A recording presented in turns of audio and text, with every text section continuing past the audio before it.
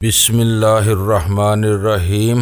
گمنام ہیرو کے معزز ناظرین السلام علیکم۔ آئیے چلتے ہیں کہانی کی طرف۔ تو باز تم میں سے کسی کو زندہ نہیں چھوڑے گا، اس نے ہری کیش کو مار دیا ہے، گردن توڑ دی ہے اس کی۔ پرمل نامی اس شخص نے بھی چیختے ہوئے جواب دیا، چھوڑ دو اسے، میں کہتا ہوں چھوڑ دو۔ دروازے میں کھڑا ہوا شخص ایک بار پھر داڑا۔ اس مرتبہ اس کی داڑ کارآمد ثابت ہوئی اور مجھ پر لاتیں اور گھونسے برسنا بند ہو گئے۔ وہ چاروں الگ ہٹ گئے اور مجھ پر رائفلیں تان لی۔ ان میں سے دو تو بری طرح ہانپ رہے تھے۔ میں فرش پر اوندا پڑا تھا، میرا جسم بری طرح دکھ رہا تھا۔ ظالموں نے بری طرح دھنائی کر ڈالی تھی۔ میں بڑی مشکل سے اٹھ کر سیدھا ہو سکا تھا۔ دروازے میں وہی چوڑی دار پجامے اور ہاف کوٹ والا نیپالی کھڑا تھا۔ اس کے ہاتھوں میں بھی آٹومیٹک رائفل تھی۔ اس نے تائرانہ نگاہوں سے کمرے کی صورتحال کا جائزہ لیا اور دو آدمیوں کو اشارہ کرتے ہوئے بولا، تم دونوں ہری کیش کی باڈی اٹھا کر باہر لے جاؤ۔ اگر یہ واقعی مر چکا ہے تو اس کی لاش حویلی کے پھاٹک سے باہر لے جا کر جاڑیوں میں ڈال دو، اور اگر زندہ ہے تو یہ مر چکا ہے۔ ان دونوں میں سے ایک نے جواب دیا، اس کی گردن کی ہڈی ٹوٹ گئی ہے، اس کی آنکھیں اور زبان بھی باہر نکلی ہوئی ہے۔ ٹھیک ہے، لے جاؤ اور اسے۔ اور وہ نیپالی نے بے حس و حرکت پڑے ہوئے سمبا کی طرف دیکھا۔ وہ ابھی زندہ ہے، اس شخص نے جواب دیا۔ اوکے، نیپالی بولا، ہری کیش کی باڈی اٹھا کر حویلی سے باہر لے جاؤ اور تم، اس نے مجھے اشارہ کیا، ہمارے ساتھ چلو،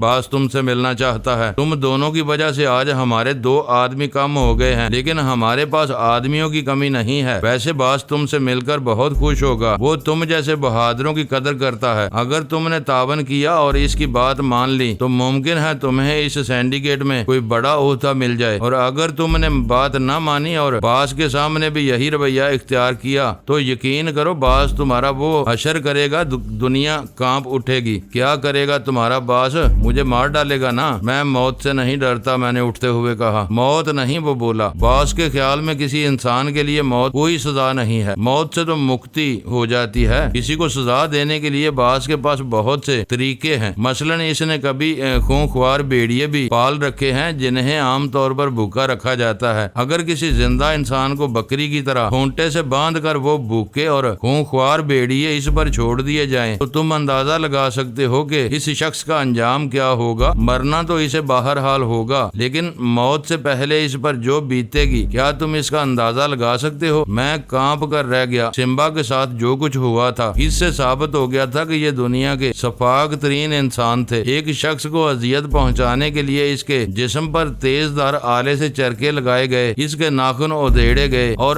اب یہ مجھے بھوکے خونخوار بھیڑیوں کے سامنے ڈالنے کی دھمکی دے رہا تھا۔ پرمل اور دوسرا آدمی اپنے ساتھی کی لاش اٹھا کر لے گئے تھے۔ انسان کی ان کے نزدیک کوئی قدر و قیمت نہیں تھی، وہ ان کا ساتھی تھا، ان کے لیے لڑتا رہا تھا اور انہی کے لیے میرے ہاتھوں اپنی زندگی سے ہاتھ دھو بیٹھا تھا، اور اس کی لاش اس طرح باہر پھینکوائی جا رہی تھی جیسے وہ انسان نہیں کتا ہو۔ چلو، اس نیپالی نے میری طرف دیکھتے ہوئے کہا، لیکن ایک بات ذہن میں رکھنا، اب اگر تم نے کوئی گڑبڑ کرنے کی کوشش کی تو کھوپڑی اڑا دوں گا۔ میں نے فرش پر بے ہوش پڑے ہوئے سمبا کی طرف دیکھا۔ ایک آدمی نے زمین پر پڑی ہوئی مشل اٹھا کر دوبارہ دیوار میں لگے ہوئے ہک میں پھنسا دی تھی۔ مشل کی لرزتی ہوئی روشنی میں سمبا کا خون آلود چہرہ بہت بھیانک لگ رہا تھا۔ ہم کمرے سے باہر آ گئے۔ ایک آدمی نے دروازہ بند کر کے اس میں کھٹکا لگا دیا تھا۔ دروازہ پرانی طرز کا بہت مضبوط تھا۔ باہر کی طرف اس کے دونوں پٹوں میں دو لکڑیاں لگی ہوئی تھیں اور تقریباً 4 انچ موٹی ایک اور لکڑی ان میں اس طرح پھنسا دی گئی تھی کہ اسے ہٹائے بغیر اندر سے دروازہ نہیں کھولا جا سکتا تھا۔ حویلی کی اصل عمارت وہاں سے تقریباً 100 گز دور تھی۔ وہ لوگ مجھے رائفلوں کی زد میں لیے اس طرف چلتے رہے۔ اندھیرا گہرا ہو گیا تھا۔ 2-3 جگہوں پر مجھے پتھروں سے ٹھوکر لگی اور ایک مرتبہ تو میں گرتے گرتے بچا تھا۔ حویلی کی عمارت کے بیشتر حصے اگرچہ ٹوٹ پھوٹ چکے تھے، لیکن اس کے ڈھانچے کو دیکھ کر اندازہ ہوتا تھا کہ کسی زمانے میں یہ بہت شاندار عمارت رہی ہوگی۔ سامنے کے رخ پر ایک کشادہ برآمدہ تھا جس کے سامنے ایک کھلی چھت والی جیپ اور 2 دیگر شاندار گاڑیاں کھڑی تھیں۔ عمارت کے اندر جگہ جگہ مشلیں روشن تھیں۔ ہم کئی راہداریوں میں سے ہوتے ہوئے بالآخر ایک کشادہ کمرے میں داخل ہو گئے۔ اس کمرے کو دیکھ کر میری آنکھیں حیرت سے کھلی کی کھلی رہ گئیں۔ یہ کمرہ کم سے کم 30 فٹ لمبا اور 20 فٹ چوڑا تھا۔ چاروں دیواروں پر 2 مشلیں روشن تھیں اور کچھ ایسی چیزیں نظر آ رہی تھیں جو اذیت رسانی میں استعمال ہوتی تھیں۔ چھت پر کنڈے لگے ہوئے تھے جن کے ساتھ لوہے کی موٹی موٹی زنجیریں لٹکی ہوئی تھیں۔ مجھے اندازہ لگانے میں دشواری پیش نہیں آئی کہ جب یہ حویلی آباد تھی تو یہ کمرہ عقوبت خانے کے کے طور پر استعمال ہوتا ہوگا اور اب بھی اسے اسی مقصد کے لیے استعمال کیا جا رہا تھا۔ ایک طرف چند کرسیاں اور ایک بڑی سی میز پڑی تھی۔ میز پر بھی اذیت رسانی کے کچھ آلات پڑے ہوئے تھے۔ مجھے ایک اسٹول پر بٹھا دیا گیا۔ 2 آدمی مجھ پر رائفلیں تانے کھڑے رہے جبکہ نیپالی ایک اندرونی دروازے میں داخل ہو گیا تھا۔ اس کی واپسی تقریباً 10 منٹ بعد ہوئی تھی۔ اس کے ساتھ 2 آدمی تھے اور ان میں سے ایک کو دیکھ کر میں اچھل پڑا۔ وہ ناگپال تھا۔ دوسرا چہرہ میرے لیے اجنبی تھا۔ وہ دونوں میرے سامنے آ کر کھڑے ہو گئے۔ میں نے ناگپال کو اب تک صرف اخبار میں شائع ہونے والی تصویروں میں دیکھا تھا۔ ایک مرتبہ دور سے دیکھنے کا موقع ملا تھا، یا پھر انڈیا میں نے بال ٹھاکرے کو بھی کئی مرتبہ ٹی وی پر دیکھا تھا۔ ناگپال اور بال ٹھاکرے میں کوئی فرق نہیں تھا، نہ کرداروں میں، نہ جسامت میں اور نہ لباس میں۔ ایک لمحے کو تو میرے ذہن میں یہ شبہ بھی ابھرا تھا کہ یہ کہیں بال ٹھاکرے تو نہیں۔ ناگپال کو اپنے سامنے دیکھ کر ساری بات میری سمجھ میں آ گئی۔ یہ کوئی تھرڈ پارٹی نہیں تھی جس نے مجھے پولیس کی حراست سے چھڑایا تھا۔ تمہارے بارے میں سنا تو بہت کچھ تھا لیکن مجھے یقین نہیں آتا تھا۔ ناگپال میرے چہرے پر نظریں جماتے ہوئے بولا۔ اس کی آنکھوں میں سانپ جیسی چمک تھی، لیکن تم نے جو کچھ بھی کیا وہ میرے لیے واقعی حیرت انگیز ہے۔ لوگ تو ناگپال کے راستے میں آتے ہوئے بھی ڈرتے ہیں، اس کا نام سن کر تھر تھر کانپنے لگتے ہیں، اور تم وہ چند لمحوں کو خاموش ہوا، پھر بات جاری رکھتے ہوئے کہنے لگا، اور تم نے نہ صرف ناگپال کے 2 آدمیوں کو قتل کر دیا بلکہ 500 کلو ہیروئن بھی لے گئے۔ اسے کہتے ہیں شیر کے منہ سے نوالا چھیننا۔ کوئی ذی ہوش انسان ایسا سوچ بھی نہیں سکتا، لیکن تم نے یہ سب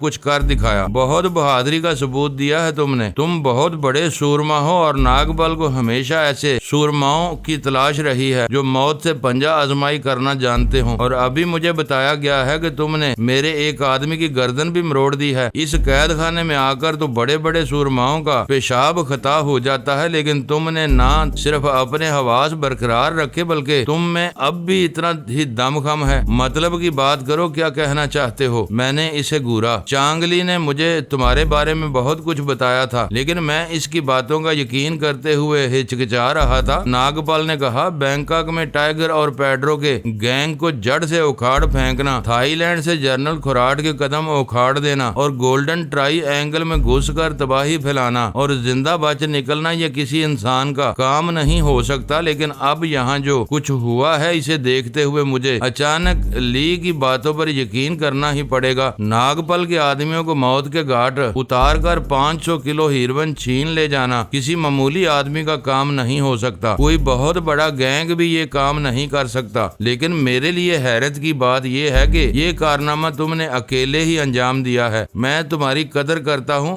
میرے آدمیوں نے تمہارے ساتھ جو سلوک کیا اس پر مجھے افسوس ہے۔ میں ایک پیشکش تمہارے سامنے رکھنا چاہتا ہوں۔ اگر تم اسے قبول کر لو تو تمہیں سینڈیکیٹ میں ایک بڑا عہدہ مل سکتا ہے۔ میں ادھر ادھر دیکھتے ہوئے دل ہی دل میں مسکرا دیا۔ اس عقوبت خانے میں لا کر سینڈیکیٹ میں کسی بڑے عہدے کی پیشکش کا مطلب میں سمجھتا تھا انکار کی صورت میں اذیت رسانی کے یہ تمام آلات شاید مجھ پر آزمائے جاتے۔ میں نے تمہاری تمام باتیں سن لی ہیں۔ میں نے اس کی طرف دیکھتے ہوئے پرسکون لب و لہجے میں کہا، چانگلی نے میرے بارے میں تمہیں جو کچھ بتایا ہے وہ غلط نہیں ہے، لیکن یہاں تم لوگ غلط فہمی میں مبتلا ہو۔ یہاں میرا کسی ایسے معاملے سے کوئی تعلق نہیں ہے جس کا تم نے ذکر کیا ہے۔ کیا یہ غلط ہے کہ تم دیشمکھ کا پیچھا کرتے ہوئے انڈیا سے یہاں آئے تھے؟ اس نے میرے چہرے پر نظریں جماتے ہوئے کہا، میں اس کی تردید نہیں کروں گا۔ میں نے جواب دیا، وہ میری ایک دوست کو اغوا کر کے لایا تھا۔ یہاں میں نے اپنی دوست کو اس کے شکنجے سے چھڑا لیا اور وہ بعد میں تمہارے ہی آدمیوں کے ہاتھوں مارا گیا۔ میرا اور دیشمکھ کا معاملہ ختم ہو گیا تھا۔ اس کے بعد کے معاملات سے میرا کوئی تعلق نہیں ہے۔ اور کیا یہ بھی غلط ہے کہ انڈیا کے ایک مفرور پولیس انسپکٹر پانڈے سے تمہارے گہرے رابطے تھے اور تم چند روز اس کی حویلی میں رہے بھی ہو؟ ناگپال نے کہا، پانڈے سے میری ملاقات اتفاقیہ طور پر ہو گئی تھی۔ میں نے کہا، وہ ایک شریف اور فرد شناس پولیس آفیسر تھا۔ اس سے ایک غلطی ہو گئی تھی اور وہ ہندوستان سے بھاگ کر یہاں آ گیا تھا۔ یہاں اس سے میری ملاقات محض اتفاقیہ تھی۔ اس کے معاملات سے میرا کوئی تعلق نہیں تھا۔ سومبا سے بھی تمہارے گہرے تعلقات ہیں، ناگپال نے کہا۔ اس کی نظریں بدستور میرے چہرے پر مرکوز تھیں۔ اس کی باتوں سے میں نے اندازہ لگا لیا تھا کہ وہ میرے بارے میں بہت کچھ جانتا ہے۔ سومبا ایک سڑک چھاپ گنڈا تھا۔ اسے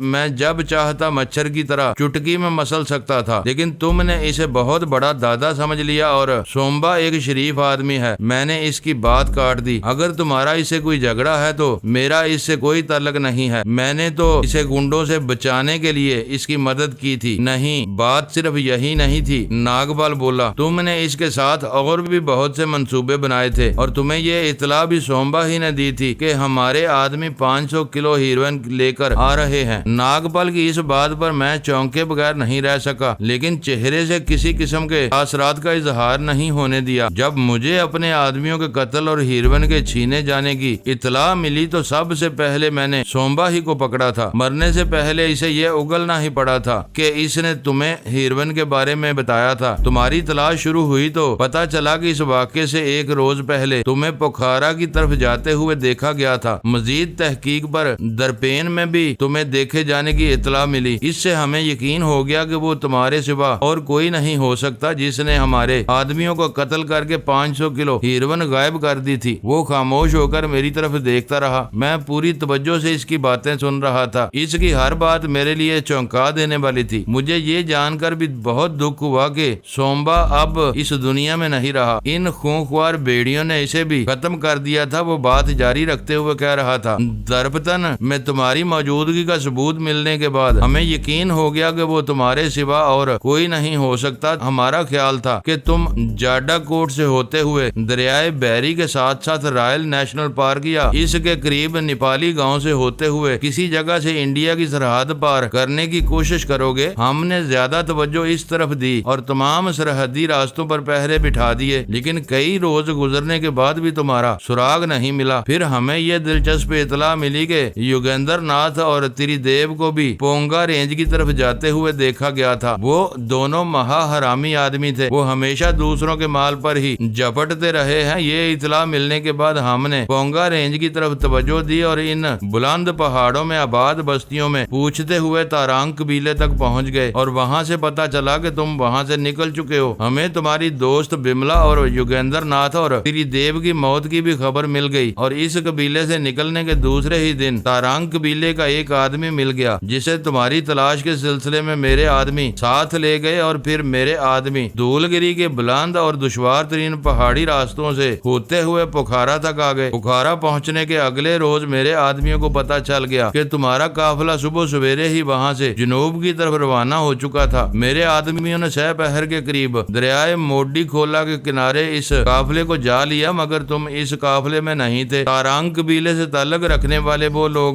بڑے سخت جان ثابت ہوئے۔ 3 افراد نے اپنی جانیں دے دی مگر تمہارے بارے میں کچھ نہیں بتایا۔ میرے آدمی اس قافلے کے چوتھے آدمی کو لے کر پوکھارا آ گئے، جہاں انہوں نے یہ معلوم کر لیا کہ اس قافلے کو جنوب کی طرف روانہ کرنے کے بعد تم بھی ایک بس میں سوار ہو کر کھٹمنڈو کی طرف روانہ ہو گئے تھے۔ ہم نے فوراً ہی کیرتی پور میں اور راستے کی ناکہ بندی کر دی، لیکن ہمیں پتا چلا کہ ایک بدھ یوگی تمہیں بس سے اتار کر لے گیا تھا۔ ہمیں معلوم نہیں تھا کہ وہ یوگی کون تھا اور تم سے اس کا کیا تعلق ہو سکتا ہے۔ ہم نے تمہاری تلاش جاری رکھی اور پھر یہ پتا چلا کہ تم بازار میں ایک عورت کو قتل کرنے کے الزام میں رنگے ہاتھوں پکڑے گئے ہو، اور جب پولیس والے تمہیں تھانے لے جا رہے تھے تو ہمارے آدمیوں نے تمہیں پولیس کی حراست سے چھڑا لیا اور اب وہ ایک بار پھر خاموش ہو گیا۔ اس کی نظریں بدستور میرے چہرے پر مرکوز تھی۔ میں نے ابھی تک تم سے اس ہیروئن کے بارے میں کوئی سوال نہیں کیا، تاہم تمہیں ایک پرکشش پیشکش کر رہا ہوں۔ اگر تم وہ ہیروئن ہمارے حوالے کر دو تو ہم اس کا چوتھائی حصہ تمہیں دینے کو تیار ہیں۔ تم چاہو تو اپنے حصے کی ہیروئن رکھ کر باقی ہمارے حوالے کر دو اور جہاں چاہو جا سکتے ہو۔ ہم تمہارا راستہ روکنے کی کوشش نہیں کریں گے اور چاہو تو اپنے حصے کی قیمت لے سکتے ہو، نقد۔ اسی وقت میرے آدمی تمہیں بحفاظت تمہاری منزل تک پہنچا دیں گے۔ ساری باتیں کھل کر سامنے آ گئی تھی۔ وہ میرے بارے میں سب کچھ جان چکا تھا۔ جھوٹ بولنے کا کوئی فائدہ نہیں تھا اور میں جانتا تھا کہ سچ بول کر بھی میری جان چھوٹنے والی نہیں تھی، کیونکہ اس ہیروئن کا تو اب کوئی وجود ہی نہیں رہا تھا۔ میں تمہاری کسی بات سے اختلاف نہیں کروں گا۔ میں نے کہا، یہ بالکل درست ہے کہ تمہارے آدمیوں کو موت کے گھاٹ میں نے ہی اتارا تھا اور ہیروئن بھی میں ہی لے گیا تھا، لیکن اس ہیروئن کا اب کوئی وجود نہیں رہا۔ میری کار دریا میں گر گئی اور ساری ہیروئن پانی میں بہہ گئی۔ اگر اس ہیروئن کا وجود نہیں رہا تو تمہارا وجود بھی خطرے میں پڑ جائے گا۔ ناگپال نے کہا، پرانے زمانے کے لوگ تشدد کے بہت سے طریقے جانتے تھے۔ آج کے دور میں کسی کی زبان کھلوانے کے لیے اگرچہ نئے نئے طریقے ایجاد ہو چکے ہیں، لیکن میرے خیال میں پرانے طریقے اب بھی ان سے زیادہ مؤثر ہیں۔ یہ چیزیں دیکھ رہے ہو، اس نے کمرے میں مختلف چیزوں کی طرف اشارہ کیا۔ یہ کھوکھتا کی حویلی ہے۔ کھوکھتا اس علاقے کا راجا تھا۔ اسے دنیا کا شفاق ترین انسان سمجھا جاتا تھا۔ اس نے اپنے دشمنوں کو اعزار ثانی کے ایسے ایسے طریقے ایجاد کیے تھے کہ اس کی عقل اور ذہانت کی داد دینی پڑتی ہے۔ اس کا یہ عقوبت خانہ ہی دراصل اس کے راج کی کامیابی کی ضمانت بنا ہوا تھا۔ وہ جب تک زندہ رہا بڑے دبدبے سے راج کرتا رہا۔ اس کے مرنے کے بعد بیٹے نے سنگھاسن سنبھالا۔ وہ ایک نرم دل اور شریف آدمی تھا۔ اس کے باپ کے دشمنوں نے اسے 1 مہینے سے زیادہ راج نہیں کرنے دیا اور اس کی لاش کے ٹکڑے پوری وادی میں پھیلا دیے۔ اس دنیا میں شریف لوگوں کے لیے کوئی جگہ نہیں ہے۔ یہاں صرف طاقت کے زور پر زندہ رہا جا سکتا ہے۔ وہ چند لمحے خاموش رہا، پھر بولا، میں اپنے موضوع سے ہٹ گیا ہوں۔ میں تمہیں صرف 3 منٹ دے رہا ہوں۔ اگر تمہیں میری پیشکش قبول ہو تو ٹھیک ہے، دوسری صورت میں نے کہا نا، وہ ہیروین ضائع ہو چکی ہے۔ میں نے اس کی بات کاٹ دی، اس لیے اس موضوع پر بحث بیکار ہے۔ تم اپنی جو کاروائی کرنا چاہتے ہو کر لو۔ ٹیکو، ناگپال نے چوڑی دار پجامے اور ہاف کوٹ والے شخص کی طرف دیکھا۔ وقت ضائع کرنا بیکار ہے۔ اس سے معلوم کرو ہیروین کہاں ہے۔ ایک بات ذہن میں رکھنا، اسے اس وقت تک نہیں مرنا چاہیے جب تک یہ کچھ بتا نہ دے۔ ناگپال دوسرے آدمی کے ساتھ اسی اندرونی دروازے میں غائب ہو گیا۔ ٹیکو چند لمحے میری طرف دیکھتا رہا، پھر اس نے اپنے دونوں ساتھیوں سے کچھ کہا اور سر پر سے ٹوپی اتار کر میز پر رکھ دی اور کوٹ کے بٹن کھولنے لگا۔ اس وقت اس کا رخ میز کی طرف تھا۔ کوٹ اتار کر اس نے میز کے قریب ایک کرسی کی پشت پر ڈال دیا۔ کوٹ کے نیچے اس نے کوئی قمیض وغیرہ نہیں پہن رکھی تھی۔ وہ جب میری طرف گھوما تو اس کے گلے میں نیل گری کی مالا دیکھ کر میں اچھل پڑا۔ میرے دماغ میں دھماکے سے ہونے لگے۔ مجھے حیرت تھی کہ یہ مالا اس کے پاس کیسے پہنچی تھی۔ گزرے ہوئے واقعات میری نظروں کے سامنے گردش کرنے لگے۔ نقاب پوشوں نے پولیس کی حراست سے چھڑانے کے بعد مجھے اپنی جیب میں پھینک دیا تھا اور ایک نقاب پوش نے میرے سر پر ضرب لگا کر بے ہوش کر دیا تھا۔ میں کسی نقاب پوش کا چہرہ نہیں دیکھ سکا تھا، لیکن اب مجھے یقین کر لینا پڑا کہ ٹیکو بھی ان میں شامل تھا۔ ممکن ہے جیپ کے سفر کے دوران میں ہی اس کی نظر میرے گلے میں پڑی ہوئی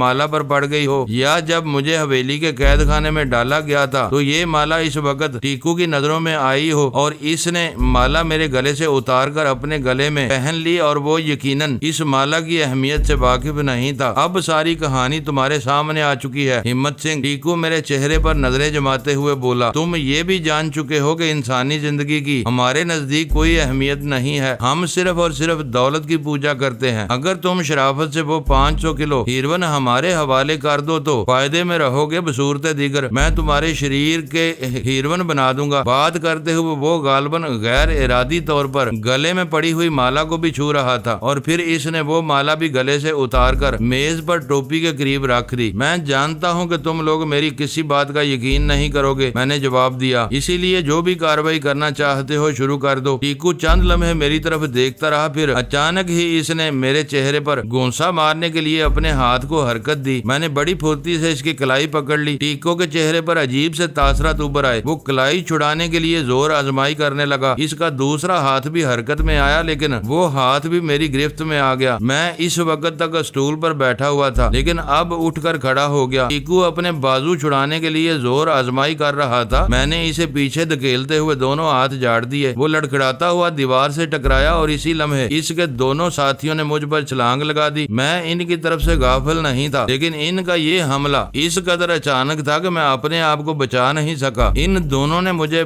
باہوں سے گرفت میں لے لیا۔ ٹیکو سنبھل کر تیزی سے میری طرف لپکا۔ پہلے اس نے سر سے میرے سینے پر ٹکر ماری اور پھر میرے پیٹ پر گونسے برسانے لگا۔ مجھے یوں لگا جیسے میرے پیٹ پر ہتھوڑے برس رہے ہوں۔ میں تکلیف کی شدت سے بلبلا اٹھا۔ میرے دماغ کو اچانک ہی ایک جھٹکا سا لگا اور میں اپنے اندر واضح طور پر ایک تبدیلی محسوس کرنے لگا۔ میرا پیٹ پتھر کی طرح سخت ہو گیا تھا اور ٹیکو کے گونسے اب مجھ پر کوئی اثر نہیں کر رہے تھے۔ ٹیکو ایک طرف ہٹ گیا۔ اس نے چیخ کر کچھ کہا اور وہ دونوں آدمی مجھے باہوں سے پکڑ کر پوری قوت سے کھینچتے ہوئے آگے لے چلے۔ وہ میرا سر دیوار سے ٹکرانا چاہتے تھے۔ جیسے ہی وہ دیوار کے قریب پہنچے میں نے اپنا سارا بوجھ ان پر ڈال دیا اور دونوں پیر آگے دیوار پر ٹکا دیے اور پوری قوت سے دیوار کو دھکیلتے ہوئے الٹی بازی آ گیا۔ میں ان کی گرفت سے نکل گیا۔ وہ دونوں بدحواس سے ہو گئے۔ ان کے سنبھلنے سے پہلے ہی میں نے ان دونوں کے بال پکڑ کر سر ایک دوسرے سے ٹکرا دیے۔ ایک تو چیختا ہوا نیچے گرا، دوسرے نے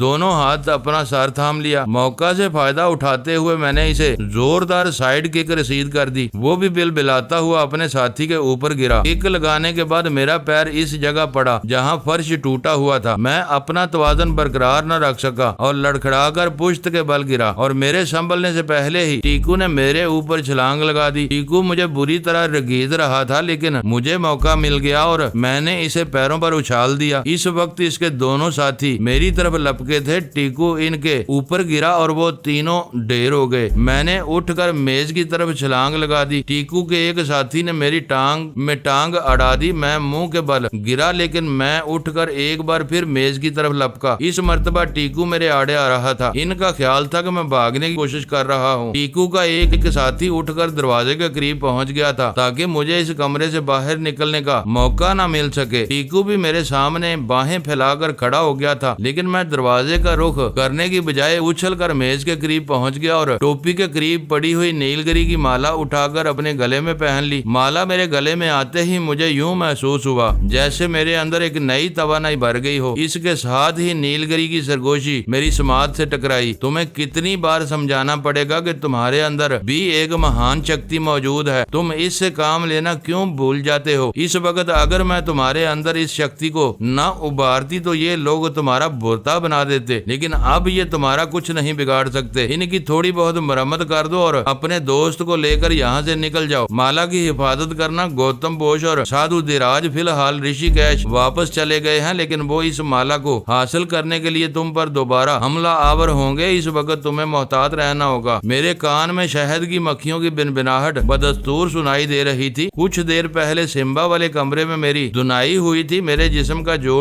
دکھ رہا تھا لیکن اب اچانک ہی میرے اندر ایک نئی توانائی پیدا ہو گئی تھی اور میں نے ان تینوں کو اٹھا کر پٹک دیا تھا۔ مالا میرے گلے میں آ جانے کے بعد گویا مجھے ایک نئی شکتی مل گئی تھی۔ نیلگری نے ٹھیک کہا تھا کہ میں اپنے اندر کی شکتی سے کام لینا بھول جاتا ہوں۔ ویسے میں اپنے اندر چی کی قوت سے بے خبر نہیں تھا۔ اس شکتی سے بڑے بڑے کام لیے جا سکتے تھے لیکن میں نے پہلے ہی روز فیصلہ کیا تھا کہ اس شکتی سے اس وقت کام لوں گا جب اس کی ضرورت ناگزیر ہوگی۔ اپنی حفاظت کے لیے میں نے ہمیشہ اپنے قوت بازو پر بھروسہ کیا تھا۔ ٹیکو اور اس کے دونوں ساتھی حیرت سے میری طرف دیکھ رہے تھے۔ ان کے خیال میں مجھے موقع ملتے ہی یہاں سے بھاگ جانا چاہیے تھا لیکن میں نے میز پر پڑی ہوئی مالا اٹھا کر گلے میں پہن لی تھی اور بڑے اطمینان سے وہاں کھڑا تھا۔ ٹیکو نے چیخ کر اپنے آدمیوں سے کچھ کہا اور وہ دونوں میری طرف لپکے۔ میں نے بڑی پھرتی سے میز اٹھا کر ان پر دے ماری۔ میز خاصی وزنی تھی، ایک کا سر پھٹ گیا، وہ چیختا ہوا ایک طرف گر گیا، دوسرا میز کے نیچے دب گیا تھا۔ ٹیکو کی آنکھیں وحشت سے پھیلی چلی گئیں۔ اس نے لپک کر زمین پر پڑی ہوئی ایک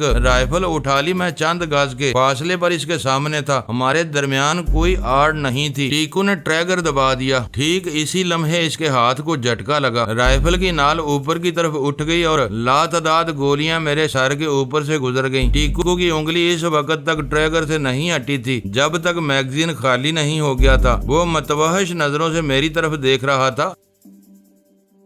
معزز ناظرین، لائک کریں، شیئر کریں اور کمنٹس باکس میں پاک آرمی زندہ باد، پاکستان پائندہ باد کا نعرہ ضرور درج کر کے اپنے ملک پر فخر کریں اور پاکستان کی بنیادیں مضبوط کرنے میں اپنا کردار ادا کریں۔ ویڈیو دیکھنے کا شکریہ۔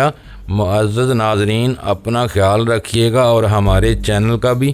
ISI پاک آرمی زندہ باد، پاکستان پائندہ باد۔